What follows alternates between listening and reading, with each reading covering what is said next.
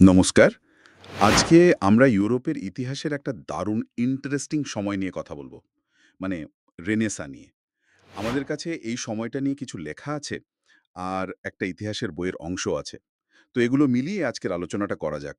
দেখা যাক কি উঠে আসে। হ্যাঁ, রেনেসাঁ শব্দটার মানে তো হলো আম পুনর্জন্ম। এর ঠিক আগের সময়টা ছিল মধ্যযুগ। তখন ইউরোপে মূলত দুটো বড় শক্তি, পবিত্র রোমান সাম্রাজ্য আর রোমান ক্যাথলিক চার্চ। হ্যাঁ, চার্চের প্রভাব তো ছিল অংশম।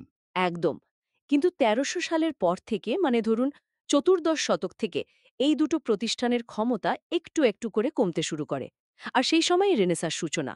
একটা বড় ব্যাপার ছিল পণ্ডিতরা তখন ল্যাটিন ছেড়ে নিজেদের মাতৃভাষায় লিখতে শুরু করেন। আচ্ছা, আর এই নতুন ভাবনার কেন্দ্রে নাকি ছিল মানবতাবাদ, মানে হিউম্যানিজম। যেখানে মধ্যযুগে সবটা ছিল ঈশ্বর বা ধর্মকে ঘিরে, সেখানে রেনেসাঁসের সময়ে মানুষ, তার জীবন, তার অভিজ্ঞতা, এসবে ফোকাসটা সরে এলো। এদেরকেই তো মানবতাবাদী বলা হতো, তাই না? ঠিক তাই, মানবতাবাদ। তবে শুধু যে ধর্ম থেকে সরে আসা তা নয়, এই যে প্রাচীন গ্রিক বা রোমান লেখকদের কাজ, সেগুলোকে নতুন করে খুঁজে বের করা, সেগুলোর ওপর জোর দেওয়া, এটাও একটা বড় দিক ছিল। ইতালির কবি পেত্রার্ক, ধরুন ১৩৭৪ সালে মারা যান তিনি, তাকে বলা হয় অন্যতম প্রথম মানবতাবাদী। পেত্রার্ক। হ্যাঁ, তিনি বা ধরুন জিওভান্নি বোক্কাচিও, এরা মানুষের এই পার্থিব জীবন, মানুষের অর্জন, এই সব কিছুকে খুব গুরুত্ব দিতেন। মানে পরকালের চেয়ে ইহকালটা ফোকাসে এলো। হুম। কিন্তু এই নতুন চিন্তাগুলো, মানে এই মানবতাবাদের আইডিয়া, এগুলো ছড়ালো কিভাবে? তখন তো আর আজকের মতো ইন্টারনেট ছিল না। ঠিক এখানেই আসে আরেকটা বিশাল আবিষ্কারের কথা। প্রায় ১৪৫০ সাল নাগাদ জার্মানিতে ইয়োহানেস গুটেনবার্গ তৈরি করলেন মুদ্রণ যন্ত্র, মানে প্রিন্টিং প্রেস। ও হ্যাঁ, গুটেনবার্গ। এটা তো একটা রেভলিউশন ছিল। এর এফেক্ট কি হয়েছিল? সাংঘাতিক এফেক্ট। ভাবুন একবার, আগে একটা বই কপি করতে কত সময় লাগতো হাতে লিখে লিখে, আর প্রিন্টিং প্রেস আসার পর মানে একই সময়ে অনেক অনেক কপি ছাপানো সম্ভব হলো। মানে বই আর বিভিন্ন লেখা খুব সহজে পাওয়া যেতে লাগলো। একদম। এর ফলে হলো কি, রেনেসাঁর যে আইডিয়াগুলো, এই যেমন মানবতাবাদ, এগুলো খুব দ্রুত ইউরোপের এক কোণা থেকে আরেক কোণায় ছড়িয়ে পড়ল। ডেসিডেরিয়াস ইরাসমাস, তার মতো পণ্ডিতদের লেখা তখন খুব ছাপা হচ্ছিল। আচ্ছা, তাহলে এই যে নতুন চিন্তা সহজে মানুষের কাছে পৌঁছাচ্ছে, আবার মানবতাবাদীরাও প্রশ্ন তুলছেন, এটার প্রভাব কি ধর্মের ওপর পড়েনি, বিশেষ করে ক্যাথলিক চার্চের ওপর? হ্যাঁ, অবশ্যই পড়েছে। আর বেশ বড় প্রভাবই পড়েছে। মানুষ যখন নিজে বই পড়তে শুরু করল, বাইবেল পড়তে পারল, তখন তারা চার্চের অনেক নিয়মকানুন, অনেক আচার অনুষ্ঠান নিয়ে প্রশ্ন তুলতে শুরু করল। মানে এতদিন যা মেনে নেওয়া হতো সেটা নিয়ে প্রশ্ন। হ্যাঁ, তারা দেখল বাইবেলে কি লেখা আছে আর চার্চ কি বলছে বা করছে। এই সব কিছুর ফল হল ষোড়শ শতকে মার্টিন লুথারের হাত ধরে প্রটেস্ট্যান্ট রিফরমেশন বা ধর্ম সংস্কার আন্দোলন। ও, লুথার, মানে ক্যাথলিক চার্চে বিভাজন। ঠিক, ক্যাথলিক চার্চ ভাগ হয়ে গেল। জন্ম নিল খ্রিস্টধর্মের আর একটা নতুন ধারা, প্রটেস্ট্যান্টিজম। ইন্টারেস্টিং। এই যে প্রশ্ন করার মানসিকতা, এটা কি শুধু ধর্মের ক্ষেত্রেই ছিল, নাকি বিজ্ঞানের জগতেও এর ছোঁয়া লেগেছিল? লেগেছিল তো। বিজ্ঞানেও একটা বড়সড় পরিবর্তন আসছিল এই সময়। দেখুন, মধ্যযুগের পণ্ডিতরা মূলত নির্ভর করতেন পুরনো বইয়ের ওপর, অ্যারিস্টটল বা অন্যদের লেখার ওপর। হ্যাঁ, যা লেখা আছে সেটাই ফাইনাল। অনেকটা তাই। কিন্তু রেনেসাঁসের সময়ে বিজ্ঞানীরা পরীক্ষা নিরীক্ষা, নিজের চোখে পর্যবেক্ষণ করা, এগুলোর ওপর জোর দিতে শুরু করল। যেমন ধরুন পোল্যান্ডের নিকোলাস কোপার্নিকাস, তিনি বললেন পৃথিবী নয়, সূর্যই কেন্দ্রে, আর পৃথিবী তার চারপাশে ঘুরছে। এটা তো বিশাল ব্যাপার, হাজার বছরের বিশ্বাসকে চ্যালেঞ্জ করা। একদম।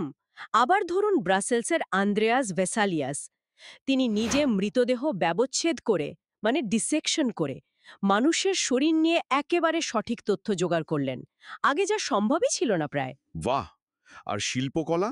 রেনেসাঁ বললেই তো ইতালির দারুণ সব ছবি, ভাস্কর্যের কথা মনে আসে। ঠিক, ইটালিতে বিশেষ করে ফ্লোরেন্সে তখন মেদিচি পরিবারের মতো ধনী পৃষ্ঠপোষকরা ছিলেন।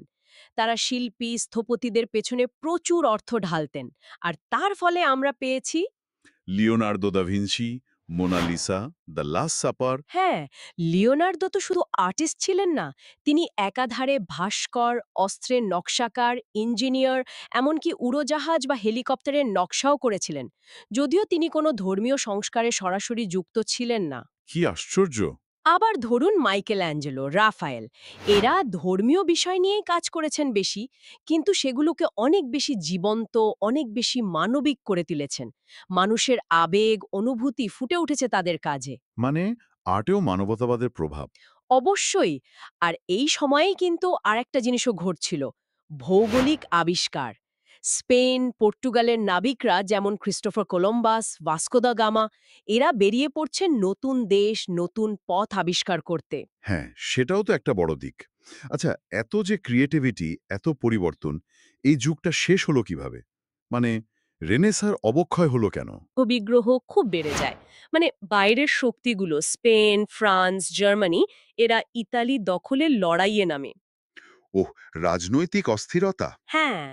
তার সাথে নতুন সমুদ্রপথ আবিষ্কার হওয়ার পর বাণিজ্যের কেন্দ্রটাও ভূমধ্যসাগর থেকে সরে আটলান্টিকের দিকে চলে যেতে থাকে। এতে ইতালির শহরগুলোর অর্থনৈতিক গুরুত্ব কমে যায়। মানে টাকা কমে গেল, আর্টের জন্য খরচ করার মতো। ঠিক, টাকা কমে গেল। আর এর সাথে যোগ হলো ক্যাথলিক চার্চের প্রতিক্রিয়া। মানে প্রোটেস্ট্যান্ট সংস্কারের জবাবে ক্যাথলিক চার্চও নিজেদের কিছুটা শুধরে নেওয়ার চেষ্টা করল, যাকে বলে কাউন্টার রিফরমেশন। হুম। কিন্তু এর একটা অংশ ছিল শিল্পী বা লেখকদের উপর কিছুটা সেন্সরশিপ আরোপ করা, যা নতুন চিন্তার জন্য খুব একটা ভালো পরিবেশ ছিল না। মানে সব মিলিয়ে একটা চাপ তৈরি হলো। হ্যাঁ, এই সব মিলিয়েই ধীরে ধীরে রেনেসার সেই স্বর্ণযুগটা ফিকে হয়ে আসতে শুরু করে। সপ্তদশ শতাব্দীর শুরুতে আমরা দেখি আরেকটা নতুন যুগ আসছে, আলোকায়নের যুগ বা এজ অফ এনলাইটেনমেন্ট। তাহলে সব মিলিয়ে যা বুঝলাম, রেনেসা আসলেই ছিল একটা পুনর্জন্মের সময়। মানবতাবাদ, প্রিন্টিং প্রেস, ধর্মসংস্কার, বিজ্ঞানের নতুন পদ্ধতি, অসাধারণ সব শিল্পকর্ম, আবার পৃথিবীটাকে নতুন করে চেনা, সব মিলিয়ে একটা যুগান্তকারী পর্ব ছিল। একদম। আর শেষ করার আগে একটা প্রশ্ন বোধহয় রেখে যাওয়া যায়। রেনেসা শিখিয়েছিল পুরনো ধ্যান ধারণাকে প্রশ্ন করতে, মানুষের নিজের ক্ষমতার উপর ভরসা রাখতে। সেই সময়ের সেই ভাবনাগুলো আজ এত বছর পরেও এই একবিংশ শতাব্দীতে এসে আমাদের জীবনকে, আমাদের সমাজকে এখনো কিভাবে প্রভাবিত করে চলেছে, এটা নিয়ে কিন্তু ভাবা যেতেই পারে, তাই না?